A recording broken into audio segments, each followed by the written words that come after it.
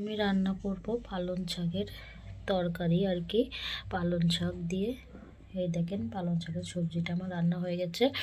তো কেমন করে রান্না হয় সেটাই আপনাদের সাথে আজকে শেয়ার করব। এই শাকটা খাইতে দুর্দান্ত লাগে, তো আপনারা চাইলে এই রেসিপিটা থেকে ট্রাই করতে পারেন। তো চলুন দেখা যাক। হচ্ছে পালং শাক রান্না করতে যা যা লাগবে, লাগবে হচ্ছে আলু, বেগুন, শিম আর হচ্ছে মরিচ। এই দেখেন আমি এগুলো সব হচ্ছে কেটে রাখছি। আর এখানে পালং শাকের ভালো করে কেটে একটু বড় বড় সাইজে কাটতে হবে, একটু বড় বড় করে কেটে রাখছি। এই যে পালং শাক, এই শাকটা কাটা হয়ে গেছে। এখানে আমি তেল গরম দিয়ে দিচ্ছি। আমি এতে কিছু বড়ি দিয়ে ভেজে নেব আর কি।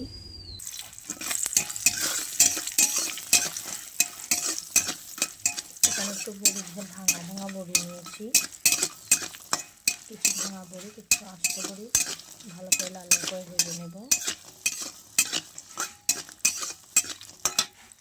বড়িগুলো আমরা উঠিয়ে নিয়েছি, এবার আমি বেগুনগুলো ভালো মতন ভেজে নিব।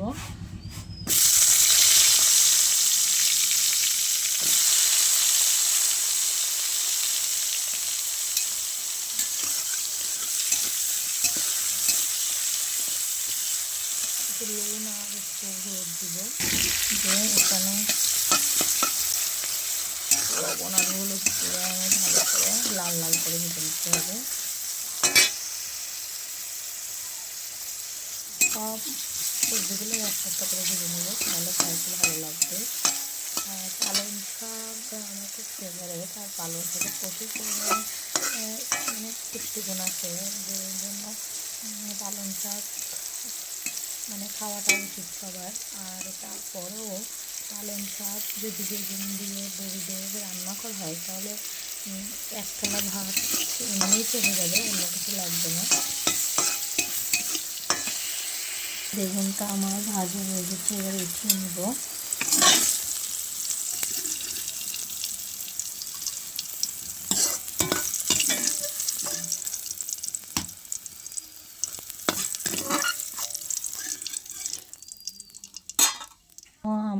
আমি একটু তেল দিয়ে নিলাম, আর একটু তেল কম হয়ে গেছিলো। এবারে দিয়ে দিব পাঁচফোড়ন। আপনারা চাইলে এখানে জিরে ফোড়নও দিতে পারেন, কিন্তু আমার পাঁচফোড়ন বেশি ভালো লাগে শাকে। তো দিয়ে একটু নাড়াচাড়া করে দেবো। এবার দিয়ে দেবো কাঁচা লঙ্কা,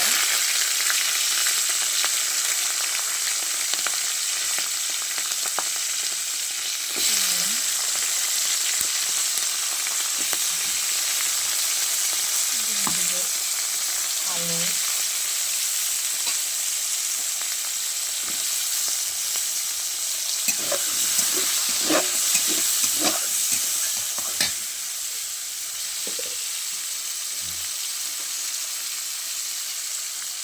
দিয়ে দিব লবণ,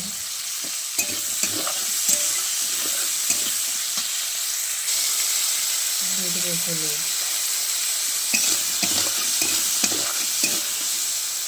তো আলু আর চিংড়িগুলো একটু ভালো করে ভেজে নিতে হবে লাল লাল করে।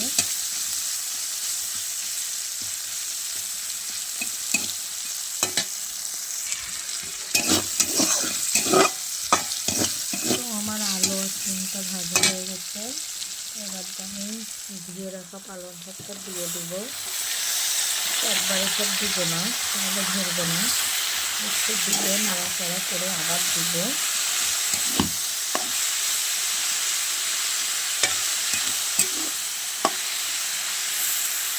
পালং শাকে অনেক জল গলে, তাই জল দেওয়ার প্রয়োজন নাই। জলেই আলু আর চিংড়িটা সিদ্ধ হয়ে যাবে। এই দেখেন কমে আসছে। তো ওটা অল্প অল্প করে শাক এখান থেকে দিব, আর একটু নাড়াচাড়া করে নেবো আর কি। সব দিব, নাড়াচাড়া করে নেবো।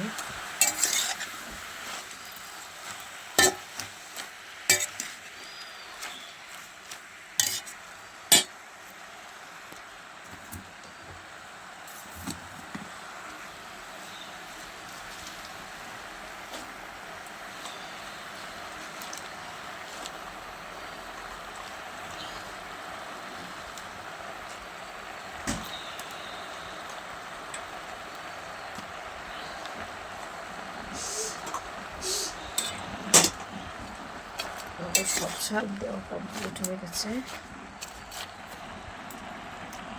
তো এই পর্যায়ে আমি লবণ, হলুদ এবং চিনি দিয়ে ভালো করে মিক্সড করে নেব।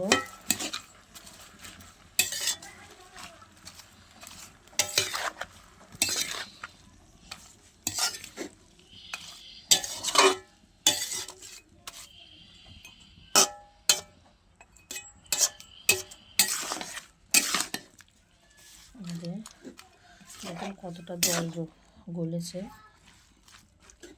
আরও জল গলবে। এবার একটু ঢেকে দেবো, এবারটা বসে ঢেকে দেবো, জলটা শুকানো পর্যন্ত অপেক্ষা করব। রেডি হয়ে গেছে।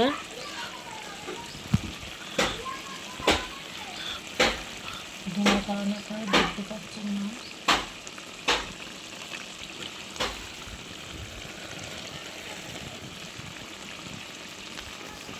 রান্না হয়ে গেছে। তো কেমন হয়েছে অবশ্যই কমেন্ট করে সবাই জানাবেন এবং আমার সাথেই থাকুন। আমার চ্যানেলটা একটু সাবস্ক্রাইব করে দেবেন, ভালো লাগলে লাইক, কমেন্ট এবং শেয়ার করে দিবেন। সবাই ভালো থাকবেন, সুস্থ থাকবেন। আজকের মতন টাটা, দেখা হচ্ছে নতুন আরেকটা ভিডিওতে। সবাইকে বাই।